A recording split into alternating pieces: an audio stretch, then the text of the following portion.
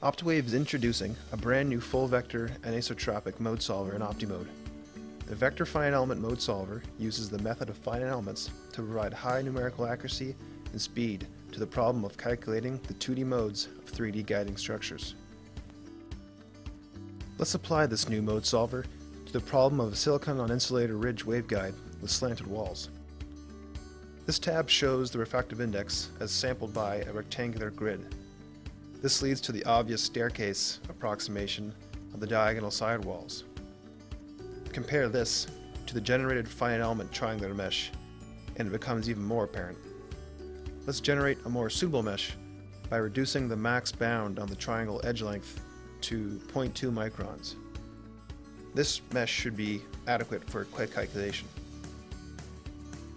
Let's run a quick solve to see which modes exist. I'll set the mode solver to search for 5 modes with modal indices that are near the max index in the simulation domain, which is silicon in this case. Looking through the list of modes, we find a fundamental mode with a major EX component and a second mode with a major EY component. To switch to the pointing vector tab, the modes that are confined to the core and those that are not can be distinguished much more easily. The last 2 modes are clearly not confined to the core. It's evident that the electric fields are pretty roughly approximated. So let's run the solver again, but this time with a lower bound on the min and max edge lengths of the elements. The electric field is much better resolved now. However, the rectangular grid used to display the field is limiting the smoothness of the plot. Increasing the number of points for display will improve this. Should note though that this will not change the simulation results, but only the size of the resulting data files and the resolution of the plots. Another straightforward way to improve the resolution and also the accuracy of the solver is to increase the element order. We used quadratic elements to start with, but now I'll change it to cubic with element order 3. This will improve the results considerably.